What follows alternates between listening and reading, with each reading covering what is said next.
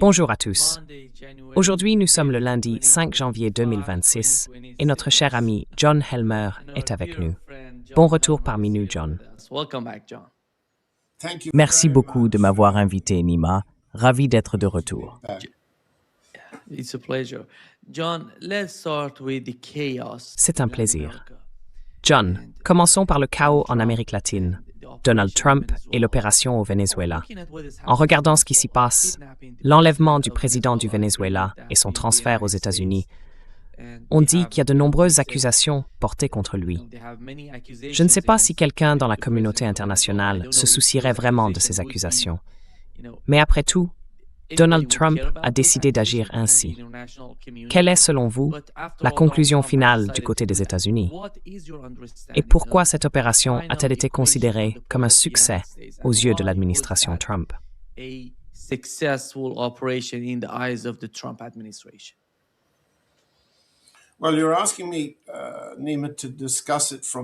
bien, tu me demandes, Nima, d'en parler du point de vue des États-Unis, alors que je me place du côté russe et que nous allons aborder l'interprétation russo-chinoise de ce qui s'est passé.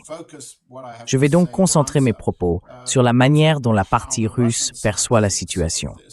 Tout d'abord, sur le plan des principes, il y a plusieurs points de départ.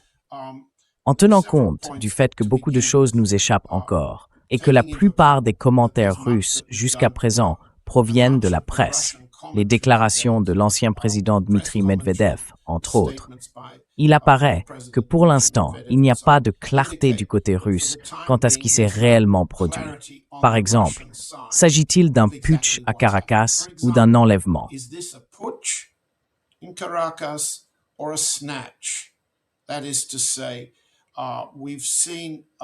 C'est-à-dire que, ces dernières heures, nous avons entendu dans les déclarations venues de Russie, du président Trump et de ceux qui l'accompagnaient à bord de son avion de retour de Miami à Washington, un certain nombre de remarques. Tout d'abord, ils estiment que leur force est sans égale dans le monde.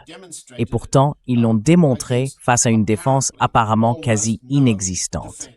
Autrement dit, leurs batteries mobiles anti-aériennes et antimissiles n'étaient pas mobiles.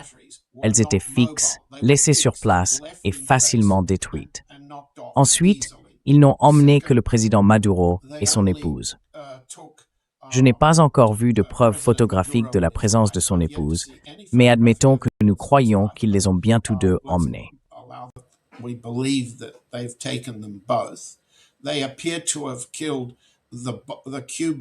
Il semble qu'ils aient tué le garde du corps cubain.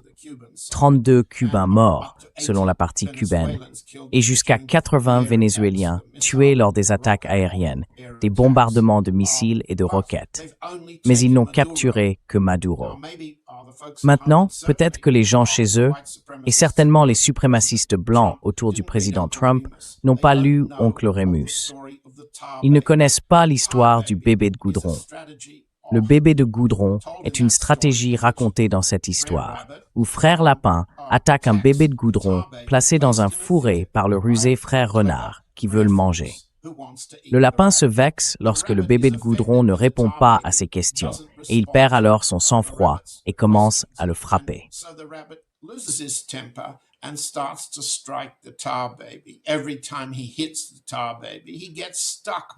Chaque fois qu'il frappe le bébé goudron, il s'y enlise un peu plus et finit par être capturé par le renard rusé. Maintenant, l'histoire se termine un peu différemment si l'on continue à la lire. Mais s'agit-il ici d'une opération bébé goudron? Les États-Unis ont écarté Maduro de la tête du régime, mais ont laissé en place Delcy Rodriguez, la vice-présidente, présidente par intérim. Et les États-Unis ont maintenant annoncé, et c'est presque aussi important que d'avoir enlevé Maduro et de l'avoir emmené à New York, qu'ils ont abandonné Madame Machado. Ils ont laissé tomber les forces de l'opposition vénézuélienne comme candidate à une élection immédiate. Ils ont en somme déclaré, et c'est la seule vérité vraiment significative que Trump ait dite lors de ses récentes conférences de presse, qu'il n'y a aucun respect au Venezuela pour Machado. In Venezuela for Machado. She can't win an election. Elle ne peut pas gagner une élection. L'opération prend donc désormais la forme des États-Unis, cherchant à conclure un accord avec la vice-présidente Rodriguez, avec un ministère de la Défense et un ministre de la Défense toujours en place, ainsi qu'un ministère de l'Intérieur intact, qui dirige la milice populaire, autrement dit, les forces d'autodéfense et de défense militaire du pays, afin de gérer une transition. Une transition au cours de laquelle les États-Unis déclarent qu'ils reprendront leur pétrole, annulant les nationalisations constitutionnelles et autres, qui font encore l'objet de demandes d'indemnisation de la part de Chevron et d'ExxonMobil.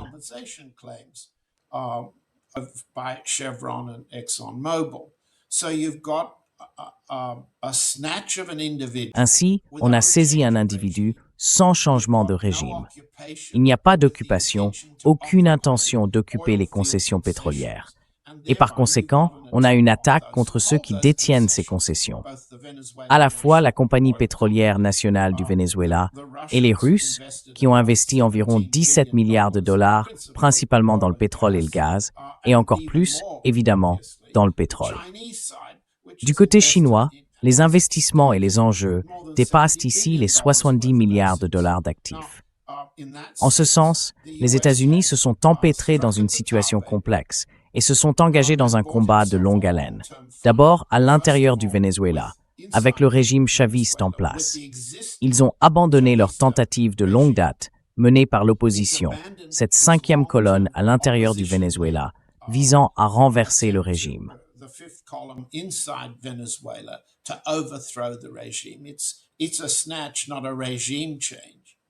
C'est un enlèvement, pas un changement de régime. Et cela s'est heurté à la Chine et à la Russie sur la question des investissements pétroliers. Enfin, cela a mobilisé non seulement les électeurs vénézuéliens, mais aussi le Brésil, Cuba, le Nicaragua, le Mexique et la Colombie, le groupe qui vient de publier une condamnation très claire. Cela s'est donc fait beaucoup de nouveaux ennemis. Cela a donné un élan considérable à ceux qui sont prêts à mettre en place une défense dissuasive de la souveraineté et de l'autosuffisance que le Venezuela n'a pas assurée dans la nuit du 2 ou du 3 janvier. Du point de vue russe, il y a plusieurs messages ici. Le premier est que aucun accord avec les États-Unis n'est possible à moins d'avoir exercé une force suffisante pour dissuader toute nouvelle attaque américaine.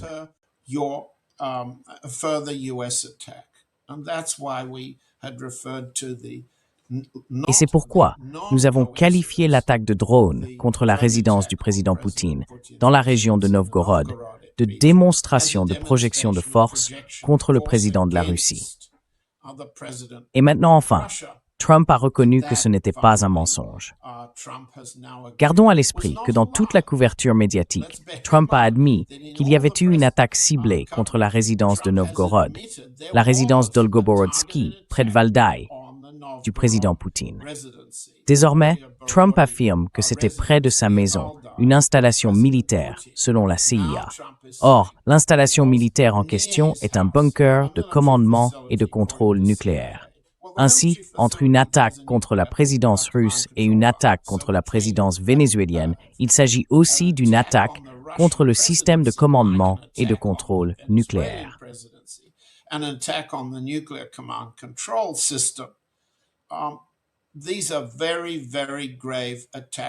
Ce sont des attaques très très graves contre la souveraineté russe. Nous pouvons donc continuer à discuter de leurs implications. Mais pour revenir en arrière, s'agissait-il d'un coup d'État ou d'un enlèvement? Le résultat est-il une opération piège qui finit par se retourner contre l'attaquant et l'enfermer, en l'occurrence le gouvernement des États-Unis, dans ce jeu? S'agit-il d'une attaque contre les investissements chinois et russes? Environ 70, plus 16 ou 17 milliards, soit près de 87 milliards de dollars d'actifs russo-chinois combinés. Et que vont faire les Russes à ce sujet? Que vont faire les Chinois? Voilà toutes les questions que nous devons maintenant affronter à la suite de ce qui s'est passé.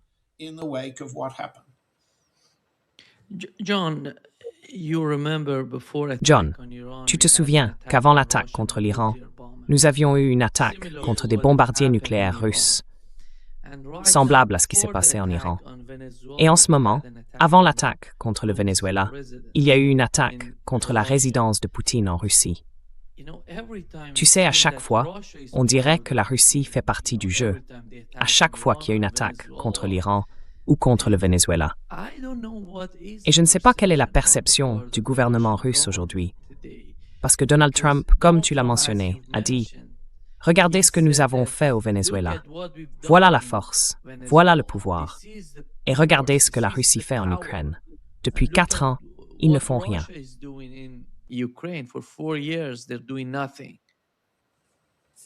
Exactly so.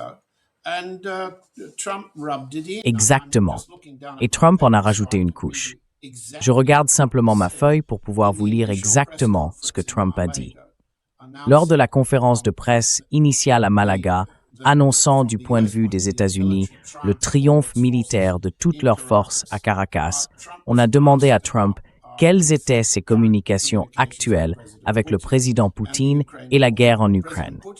Le président Poutine était, si je ne me trompe pas, le seul autre dirigeant étranger que Trump a attaqué pendant cette conférence de presse. En faisant référence à leur précédente conversation téléphonique, Trump a déclaré « Je ne suis pas ravi de Poutine. Je ne suis pas ravi de Poutine. Il a tué trop de gens. » Il a ensuite ajouté, et cela répond directement à votre question, lorsqu'on l'a interrogé sur la guerre en Ukraine.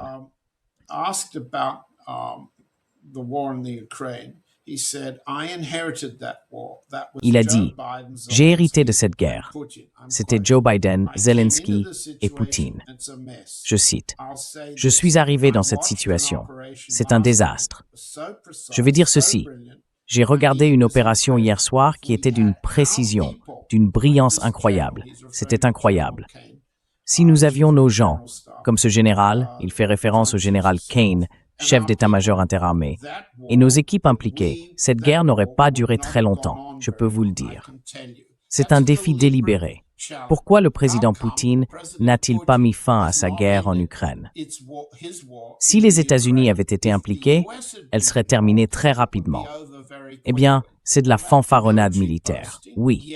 Ce n'est pas parce que les militaires américains sont tous des imbéciles ou des incompétents.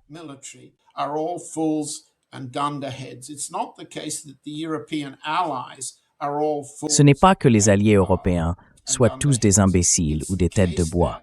C'est que les États-Unis et leurs alliés pensaient avoir déployé une force suffisante pour vaincre la Russie sur le champ de bataille ukrainien. Et ils sont en train d'être vaincus, mais lentement, très lentement.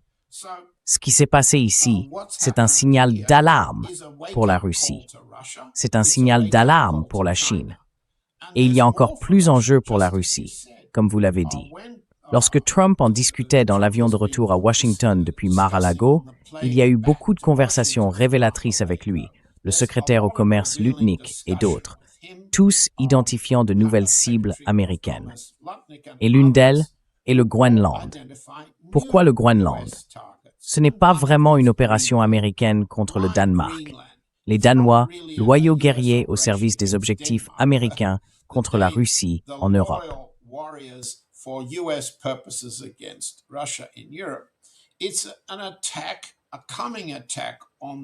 C'est une attaque imminente contre la nouvelle voie de transport pétrolier de la Russie à travers l'Arctique.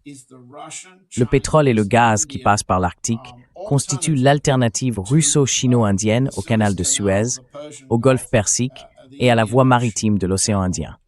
C'est une nouvelle tentative de faire la guerre à la Russie, de l'isoler et de bloquer sa capacité à commercer et à survivre. Ainsi, l'intérêt porté au Groenland représente une autre attaque à long terme contre la Russie dans le domaine du commerce mondial. Chacun de ces mouvements est un défi lancé par les États-Unis à ce qu'ils appellent la faiblesse russe. Ils ont également déclaré, à travers l'attaque de Novgorod, de la même manière que nous savions exactement où se trouvait Maduro lorsque nous l'avons frappé, nous savons exactement où le président Poutine pose la tête pour s'opposer en Russie. Putin is putting down his head to rest in Russia, and if we want, we can attack you Et si nous le voulons, nous pouvons t'attaquer, te capturer, t'enlever ou te tuer. C'est une démonstration de force qui provoque évidemment une réévaluation très importante du côté russe, de la valeur qu'il y a à négocier avec Trump et les États-Unis au sujet de la guerre en Ukraine. Quelle valeur cela a-t-il? Quelle valeur ont les assurances de Trump depuis le sommet de l'Alaska? Et à l'avenir, quelle valeur les garanties de sécurité américaines ont-elles pour la Russie en Ukraine? La poursuite de la guerre, davantage de menaces, davantage de démonstrations de ce que les États-Unis considèrent comme leur violence efficace. Ce sont donc autant de signaux d'alerte que la partie russe doit maintenant assimiler. Alors, que va faire la Russie? Que va faire la Chine? Nous y viendrons dans un instant. What is the Chinese side about to do? We'll come to that in a minute. But on the Russian side, Pensez-vous, du côté russe, que la manière dont Maduro a été écarté du pouvoir au Venezuela influence leur perception de l'avenir du pays sans lui? Est-ce que cela va entraîner un changement radical dans la trajectoire du Venezuela, sa politique étrangère, sa politique intérieure, ou bien la Russie ne s'attend-elle pas à de grands bouleversements? Well, it's a very good question, Nima. Eh bien, c'est une très bonne question, Nima. Et je vais en venir précisément à ce qu'a dit le ministre des Affaires étrangères Lavrov à ce sujet, puisqu'il a désormais la main à Moscou. Mais on voit bien que la Russie ne sait pas exactement ce qui s'est passé à Caracas. Pour revenir au point de départ, était-ce un putsch, un changement de régime, ou bien une tentative d'extraire un élément du gouvernement chaviste tout en laissant en place tous les autres? D'après les déclarations russes, il n'y a clairement aucune indication que la partie russe reconnaisse qu'il y ait eu un changement de régime. Permettez-moi donc d'en venir à la déclaration du ministre Lavrov, une déclaration importante qu'il a faite dans l'après-midi du 3 janvier. Je vais simplement la lire, je la consulte pour pouvoir la citer exactement. I'll just read. I'm looking at it so I can read it exactly. At 17:29 Moscow time, À 17h29, heure de Moscou, avant que Delcy Rodriguez ne s'entretienne avec le secrétaire d'État Rubio aux États-Unis, le ministre des Affaires étrangères Lavrov a déclaré avoir eu une conversation téléphonique avec Delcy Rodriguez Gomez. Lavrov a exprimé, je cite, « une ferme solidarité avec le peuple du Venezuela ». Une ferme solidarité avec le peuple du Venezuela confronté à une agression armée. Il n'y a aucun doute sur ce qu'il veut dire. La Russie continuera donc à soutenir, au présent continu, à soutenir la politique du gouvernement bolivarien en place, afin de protéger les intérêts nationaux et la souveraineté du pays. Les responsables, c'est-à-dire Lavrov et Rodriguez, se sont prononcés contre toute nouvelle escalade afin de trouver une solution par le dialogue. Au cours de la conversation, les deux parties ont exprimé leur engagement mutuel à renforcer le partenariat stratégique global entre la Russie et le Venezuela.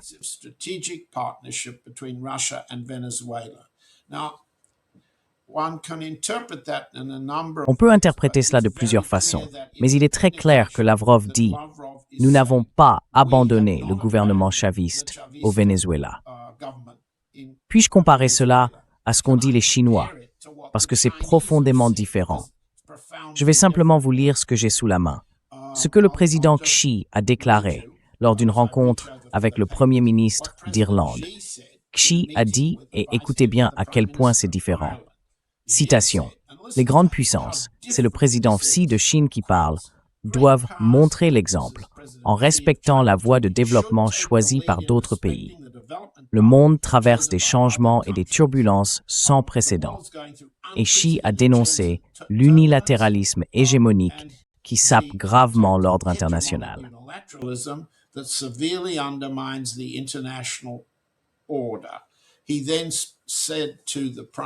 Il a ensuite déclaré au Premier ministre irlandais que la Chine et l'Irlande devraient, je cite, « renforcer la coordination et la coopération sur les questions mondiales ». Plusieurs choses sont assez claires ici. D'abord, il n'a pas dit ce que la Chine allait réellement faire, et il n'a pas exprimé de solidarité avec le gouvernement vénézuélien. Il s'en est abstenu. Le ministre des Affaires étrangères Lavrov, lui, a été clair. Ensuite, s'il a dit cela au Premier ministre irlandais, alors qu'il sait parfaitement, je dois calmer mon ton ici, que l'Irlande a adopté la position de l'alliance de l'OTAN contre la Russie à propos de l'Ukraine. Comment se fait-il que le président chinois, dans sa relation stratégique avec la Russie, parle de coopération avec l'Irlande, alors que celle-ci a pris le parti des États-Unis et de l'OTAN contre la Russie? L'aurait-il oublié?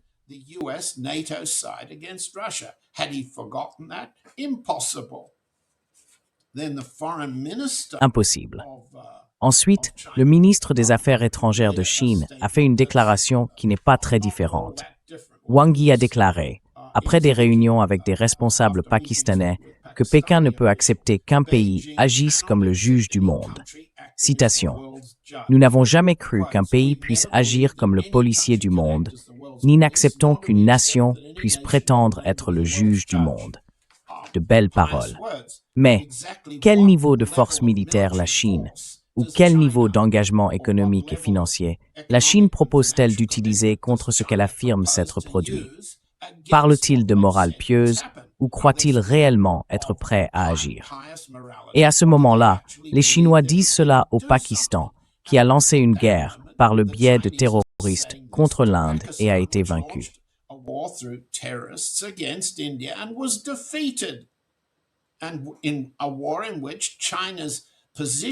Dans une guerre où la position stratégique de la Chine avec le Pakistan a été vaincue, où l'armement chinois, les systèmes de défense aérienne et toutes les formes de commandement et de contrôle qu'elle avait investies au Pakistan ont été battus par l'Inde, le Pakistan s'est désormais détourné de la Chine pour se rapprocher des États-Unis. Ainsi, la Chine tente de rétablir sa position auprès du Pakistan tout en se présentant comme défenseur du droit et de l'ordre internationaux, même si elle parle depuis une position de faiblesse militaire manifeste. Pour revenir à la question, quelle est la position de Lavrov ici? Il affirme qu'ils soutiennent leur investissement et se tiennent en solidarité avec la révolution bolivarienne de la Russie. Cela vise à aligner la Russie avec le Brésil, le Nicaragua, Cuba, le Mexique et la Colombie. Cela signifie-t-il que la Russie est prête à renforcer ses forces pour dissuader les États-Unis de mener le type d'opération qu'ils ont réalisé à Caracas il y a quelques jours?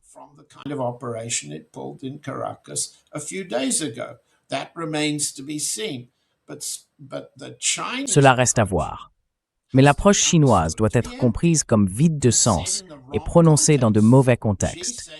Ici, la disant à l'un des alliés de l'OTAN opposé à la Russie, l'Irlande, et Wang Yi la répétant au Pakistan, qui a utilisé le terrorisme contre l'Inde, allié de la Russie.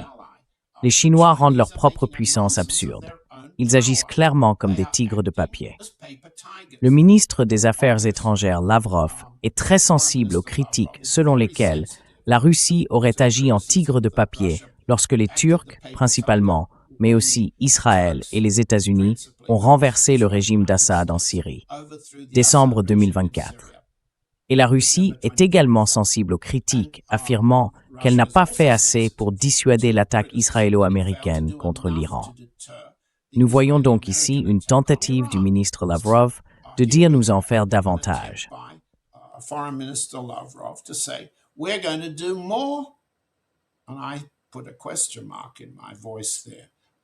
Et j'ai mis un point d'interrogation dans ma voix à ce moment-là. Allons-nous du côté russe en faire davantage pour le peuple du Venezuela confronté à une agression armée, pour reprendre les mots de Lavrov? Que signifie exactement renforcer un partenariat stratégique global entre la Russie et le Venezuela? C'est un engagement beaucoup plus explicite de la part de la Russie. C'est un engagement du ministre des Affaires étrangères, alors que le président Poutine n'a encore rien dit à ce sujet. Et c'est un coup porté à cette faction en Russie qui pense qu'on peut conclure un accord avec les milieux d'affaires russes. Ces mêmes individus qui parlent activement de saisir les concessions pétrolières russes au Venezuela pour les rendre à Chevron, ExxonMobil et aux autres. Voilà, je pense que cela résume l'éventail des réponses que je donnerai. I think that summarizes the range of answers I'd give.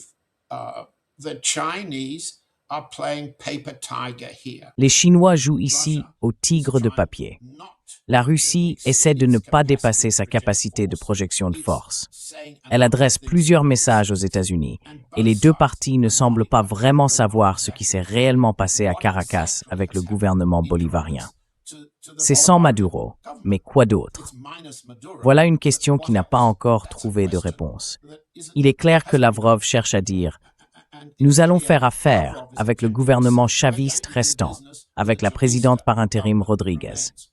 Nous allons agir en solidarité avec Cuba, le Brésil et d'autres, les membres latino-américains des BRICS, et ainsi de suite. » Mais quelle est exactement la leçon pour résister à une nouvelle attaque contre Caracas?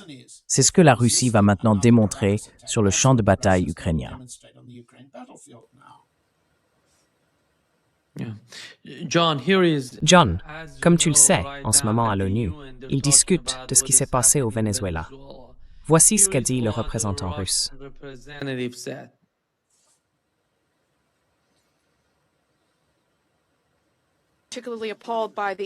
Particulièrement consterné par le cynisme sans précédent avec lequel Washington n'a même pas tenté de dissimuler les véritables objectifs de son opération criminelle, à savoir l'instauration d'un contrôle absolu sur les ressources naturelles du Venezuela et l'affirmation de ses ambitions hégémoniques en Amérique latine. Et il poursuit en affirmant que Washington génère un nouvel élan pour le néocolonialisme et l'impérialisme. C'est ainsi que la Russie perçoit la situation.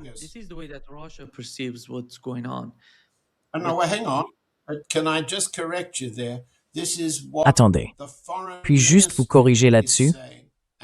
Voici ce que dit le ministère des Affaires étrangères, et c'est lui qui prend l'initiative ici.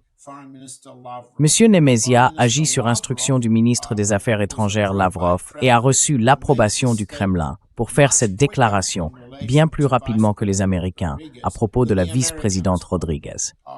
Les Américains ont reconnu Rodriguez comme présidente de transition constitutionnelle du Venezuela et ils ont abandonné leur exigence d'élection immédiate, et ainsi de suite.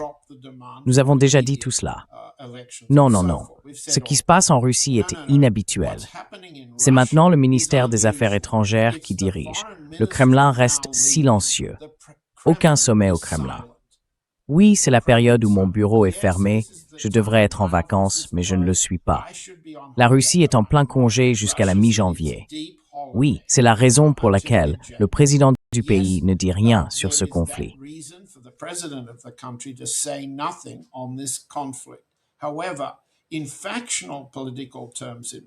Cependant, en termes politiques factionnels à Moscou, c'est le glas pour Kirill Dmitriev et pour la faction des oligarques qui souhaitent continuer à faire des affaires comme d'habitude avec les États-Unis. Les remarques de Nebenzia ne laissent aucun doute. On ne peut pas faire des affaires avec les États-Unis. Et quiconque le fait, que ce soit au Venezuela ou en Russie, est un cinquième coloniste, agissant pour les États-Unis contre les intérêts de la Russie ou du Venezuela, selon le cas. Le ministère des Affaires étrangères, en attaquant l'hégémon, attaque en réalité ceux qui, à l'intérieur de la Russie, cherchaient à parvenir à un règlement en Ukraine avantageux pour leurs intérêts économiques, en alliance avec les intérêts économiques américains. C'est donc un point très important à observer. Là, sur l'écran, Nebenzia parle au nom d'une faction puissante dont l'influence sur le président Poutine s'est renforcée à la lumière des événements actuels. John, just the reaction on the part of Medvedev was somehow amazing to me. La réaction de Medvedev m'a vraiment étonné. Il a écrit un long texte, mais la dernière partie de son argumentation disait que l'opération à Caracas prouvait que Twitter devait renforcer au maximum ses forces armées, afin que des acteurs riches et arrogants ne puissent pas modifier à leur guise l'ordre constitutionnel pour le pétrole ou autre chose. Et ajoutait-il, un renforcement maximal garantissant une protection fiable pour un pays ne signifie qu'une seule chose, un arsenal nucléaire. Il conclut par « Vive les armes nucléaires ». Combien de pays partageraient ce point de vue?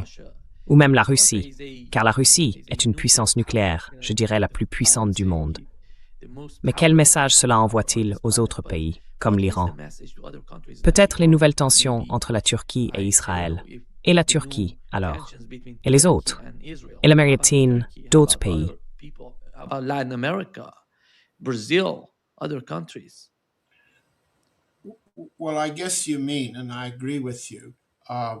Eh bien, je suppose que tu veux dire, et je suis d'accord avec toi, que c'est une affirmation selon laquelle la seule protection fondamentale dont dispose un État contre ce type d'attaque à la Caracas est une dissuasion nucléaire. Donc, appliquée à l'Iran, face à la possibilité d'une attaque nucléaire israélienne, une menace que les Israéliens n'hésitent pas à brandir, l'Iran doit développer une capacité nucléaire de riposte pour dissuader une attaque israélienne. Si c'est ce que tu veux dire, je suis entièrement d'accord avec toi. Maintenant, dans les Amériques, tu parles de pays puissants, susceptibles d'avoir une capacité nucléaire à l'avenir, comme le Brésil. Nuclear capability in future, like Brazil. Are they En tire-t-il la conclusion que la seule façon de dissuader et de se défendre contre une tentative américaine, et il y en a eu de nombreuses au Brésil, y compris l'installation de juntes militaires au pouvoir et de recourir à l'arme nucléaire, existe-t-il un autre moyen, en dehors de cela, pour que le Brésil puisse se défendre? Une alliance entre Cuba, le Nicaragua, le Mexique, le Brésil et la Colombie pourrait-elle collectivement dissuader les attaques américaines contre l'un d'entre eux? Les États-Unis ont désormais proposé des attaques contre plusieurs d'entre eux. La Colombie, Cuba et le Mexique ont été les trois identifiés, en plus du Groenland, alors que le groupe de l'administration Trump, Lutnick, Stephen Miller et les autres, a pris l'avion de la Floride à Washington après leur week-end de repos. from their weekend off? Is there any alternative to nuclear deterrence? Existe-t-il une alternative à la dissuasion nucléaire? Et est-ce que quelque chose d'autre fonctionne avec les États-Unis? C'est bien ce que dit Medvedev, non? Et cela doit être la conclusion pour tous ces pays, menacés comme ils le sont. Je ne pense pas pouvoir ajouter grand-chose à ce sujet. L'environnement est très menaçant, et dissuader une attaque américaine exige un niveau de défense que le Venezuela n'a pas mis en place. Il reste inexpliqué qu'il n'y ait aucun signe de capacité de défense aérienne. Pourquoi cela ne semble-t-il pas s'être produit? Il est hors de question qu'un pays comme le Venezuela puisse développer une dissuasion nucléaire, mais il disposait de capacités de dissuasion aérienne et d'autres formes qui semblent ne pas avoir été utilisées. Forms of deterrence capability, and they appear not to have been used. John, we know before Chavez. John, nous savons qu'avant l'arrivée de Chavez au pouvoir au Venezuela, il y avait d'autres gouvernements qui étaient plutôt favorables aux États-Unis. Mais avec ce nouveau mouvement, penses-tu qu'ils vont obtenir quelque chose de différent?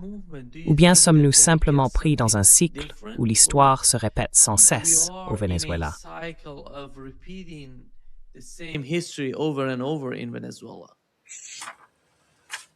Well, I can reach from my paper and read. Eh bien, je peux lire mon document et partager cette déclaration particulièrement modérée de la vice-présidente, présidente par intérim Rodriguez, intitulée « Un message du Venezuela au monde et aux États-Unis ».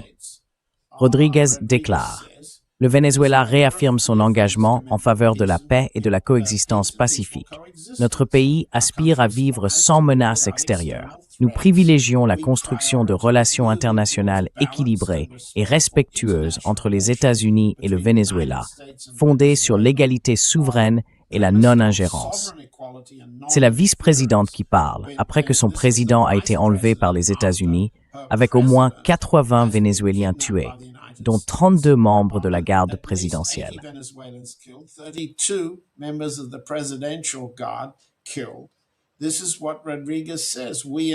Voici ce que dit Rodriguez. Nous invitons le gouvernement des États-Unis à collaborer avec nous sur un programme de coopération orienté vers un développement partagé dans le cadre du droit international, afin de renforcer une coopération durable et la coexistence entre les communautés. Président Donald Trump, nos peuples et notre région méritent la paix et le dialogue, pas la guerre. Tel a toujours été le message du président Nicolás Maduro. C'est remarquablement modéré. C'est une offre faite à Trump, une proposition de coopération.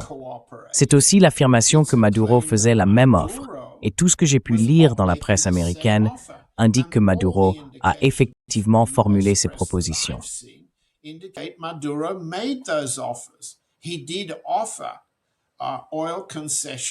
Il a bien proposé des concessions pétrolières aux États-Unis. On lui a tout offert sur la base d'un accord de non-attaque et de non-agression s'il démissionnait. Et cela, apparemment, selon la version américaine, et je n'ai aucune raison de croire ou de ne pas croire ce que j'ai lu, ce que Rodríguez propose ici, Maduro l'avait déjà proposé. Donc Trump a décidé de destituer Maduro et d'accepter Rodríguez. Et Rodríguez est-elle, et c'est ma question, Rodríguez propose-t-elle le même accord que Trump avait rejeté avec Maduro? Et cet accord signifie-t-il que Rodríguez est prête à abandonner les concessions pétrolières russes et chinoises pour les remettre aux États-Unis?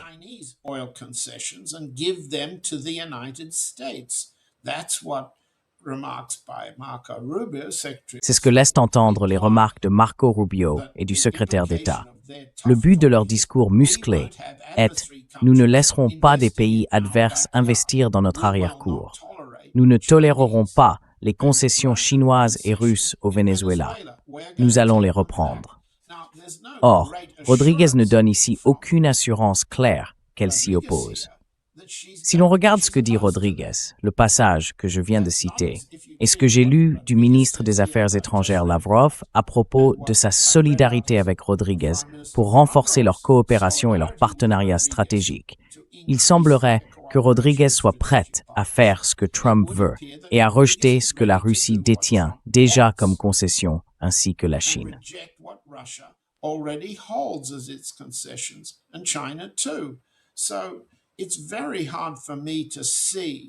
Donc, il m'est très difficile de voir, et je dis simplement que je ne suis pas informé. Je ne suis pas un expert de la politique vénézuélienne. En comprenant le sens des mots, je dirais que nous voyons ici la possibilité que Rodríguez cède à Trump. La version de Trump est la suivante. Elle fera ce qu'on lui dit et nous ferons appliquer cela. Eh bien, elle semble suggérer qu'elle le fera.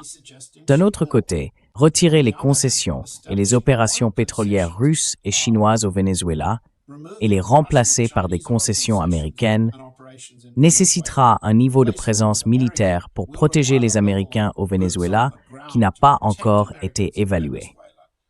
Y a-t-il une voie pacifique pour un développement partagé d'un pays qui en a manqué, qui n'a pas su se développer comme il aurait pu le faire? Ce sont là toutes des questions. Je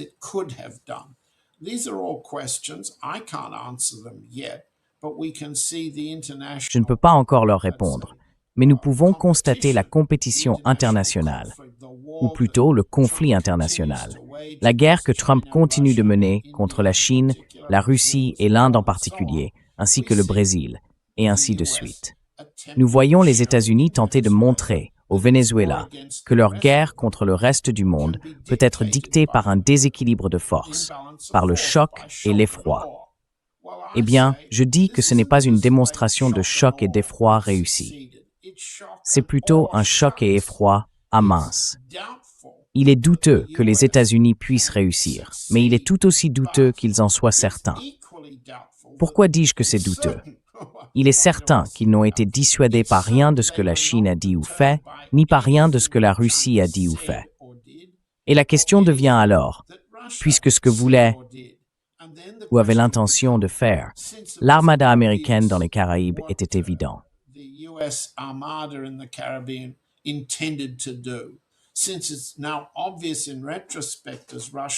Puisqu'il est désormais évident, rétrospectivement, comme l'expliquent les experts militaires russes dans la presse russe, comment l'opération a été menée au niveau cyber, au niveau du réseau électrique, dans la combinaison et la coordination des forces aériennes, terrestres, internes de la subversion interne et des opérations de la CIA, l'expertise russe sur la manière de procéder est assez claire. Ils doivent mener un type de guerre similaire en Ukraine, n'est-ce pas? Mais puisque c'est clair rétrospectivement, cela devait l'être aussi par anticipation.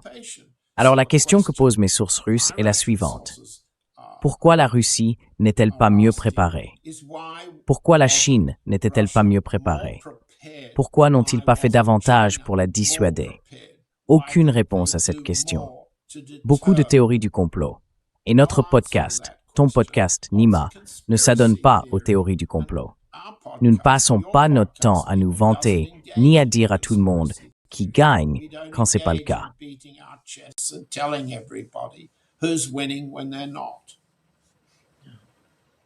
John, here is the points just moments ago. John, voici les points.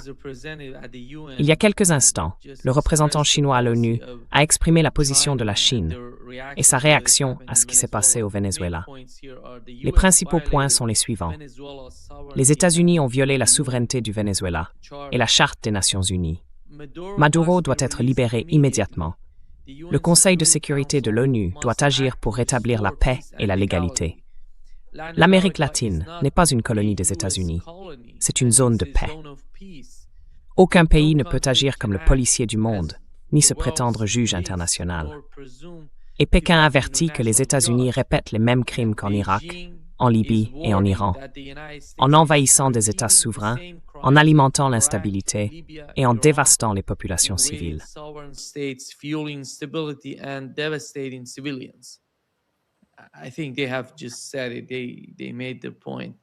Je pense qu'ils viennent de le dire. Ils ont souligné ce point dans leur discours à l'ONU.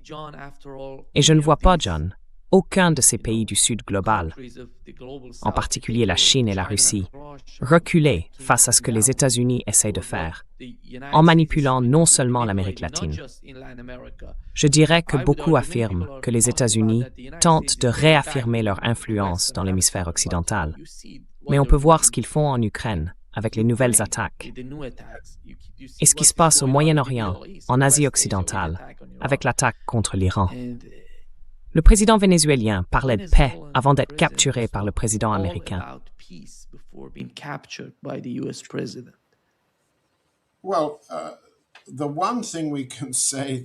Eh bien, la seule chose que l'on puisse dire que la Chine a obtenue, c'est un petit détail concernant le calendrier de l'opération américaine. Souvenez-vous, la dernière délégation internationale à avoir rencontré Maduro le vendredi précédant le samedi de l'attaque était la délégation chinoise dirigée par Chi Shaoqi, le haut responsable chinois chargé de l'Amérique latine. Ce que nous savons, c'est que les États-Unis ont retardé leur opération. Et le général Kane, dans son exposé, l'a indiqué, l'ont retardé de plusieurs jours pour ce que Kane a décrit comme l'amélioration des conditions météorologiques, c'est-à-dire la dissipation de la couverture nuageuse au-dessus de Caracas.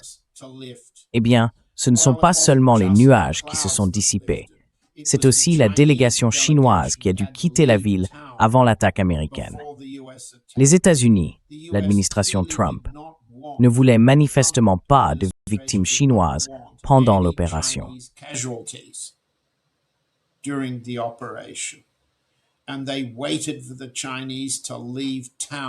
Et ils ont attendu que les Chinois quittent la ville avant d'attaquer.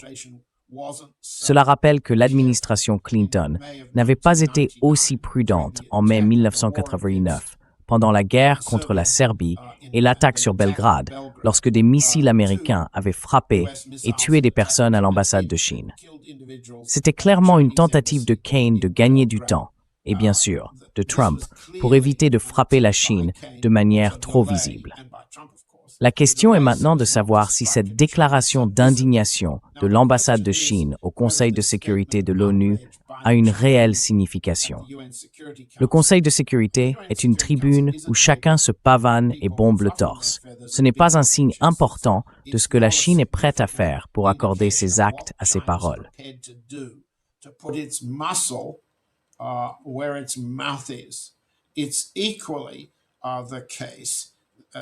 C'est tout aussi vrai, et je le sais, je ne cesse de le répéter, que les déclarations du président Xi et du ministre des Affaires étrangères Wang Yi sont loin de constituer un moyen de dissuasion tangible. La Chine est-elle désormais prête à imposer des sanctions aux États-Unis pour faire respecter ses exigences? Si elle exige la libération de Maduro, la Chine est-elle disposée à sanctionner les États-Unis en retenant ses biens stratégiques, ses métaux rares et d'autres produits faisant l'objet de négociations depuis que le président Trump a conclu un accord apparent avec le président Xi en Corée du Sud? La Chine est-elle prête à sacrifier sa demande concernant Maduro au profit de ses négociations commerciales et économiques nationales avec la Russie? Ou est-elle prête à faire respecter sa volonté par le seul moyen efficace qu'elle ait démontré?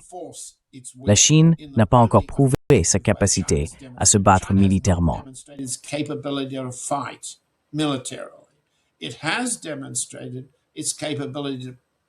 Elle a démontré sa capacité à exercer une influence économique. Si elle pense vraiment ce qu'elle a déclaré à l'ONU il y a quelques minutes, elle doit montrer qu'elle peut faire payer un prix aux États-Unis, un prix que les États-Unis ne veulent pas payer. Cela signifierait sacrifier les intérêts de la Chine dans la conclusion d'un accord commercial à long terme. C'est tellement évident. Les journalistes présents dans l'avion avec le président Trump lui ont posé la question et il a répondu « Je vais rencontrer le président Xi à Pékin en avril ». Il l'a confirmé. Dans quelques semaines, il partira pour la Chine. La Chine va-t-elle accepter Trump? Trump vient de le dire. Je viens en avril. Entendons-nous de la part des Chinois que la visite d'avril est annulée tant que le président Maduro n'est pas libéré? Si les Chinois ne le disent pas, alors leur exigence de libération du président Maduro n'a rien de sérieux, n'est-ce pas?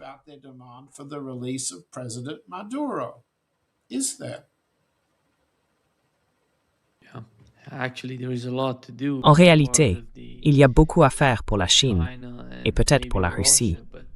Mais à mon avis, la grande question est de savoir s'ils sont prêts à aller aussi loin pour répondre aux États-Unis.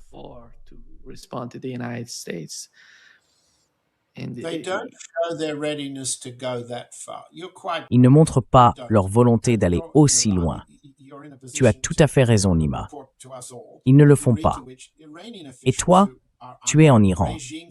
Tu es en position de nous informer du degré auquel les responsables iraniens, qui subissent à la fois la menace du régime à l'intérieur et des menaces extérieures, allant jusqu'à une attaque nucléaire d'Israël et des États-Unis, comprennent la différence entre les discours et la puissance militaire et économique. C'est une évidence, mais c'est un défi majeur pour le concept du Sud global. C'est un défi majeur pour le concept de multipolarité. C'est un défi majeur pour la neutralité dans les relations internationales. Ce sont là autant de défis.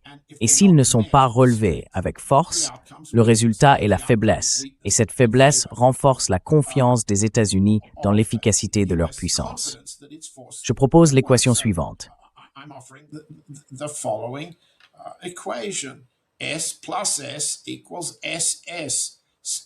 S plus S égale SS, souveraineté plus autosuffisance égale succès stratégique. Mais si vous concédez un élément de souveraineté, ou si vous renoncez à l'autosuffisance dans ce monde, vous subissez une défaite stratégique. Vous êtes vaincu. S moins S égale DS, défaite stratégique. Et la Chine fait face à une défaite stratégique. Elle y est confrontée, à moins qu'elle ne mette en jeu sa souveraineté et son autosuffisance face à la demande qu'elle vient de formuler. Elle veut la libération de Maduro. Vraiment? Qu'est-elle prête à faire pour cela? De même, Lavrov, le ministre des Affaires étrangères de la Russie, a dit quelque chose d'un peu différent au vice-président, quelque chose de moindre que la libération de Maduro, mais qui concerne la préservation de la souveraineté du régime, de la révolution bolivarienne, du gouvernement que Maduro a laissé derrière lui. C'est un peu différent. Il est important de voir la différence entre les positions russes et chinoises ici.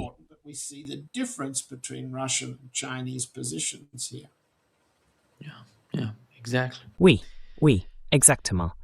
Merci beaucoup, John Helmer, d'avoir été avec nous aujourd'hui. Un grand plaisir, comme toujours. Merci beaucoup. Voyons ce que nous découvrirons, ce que nous comprendrons la semaine prochaine. Oui, exactement.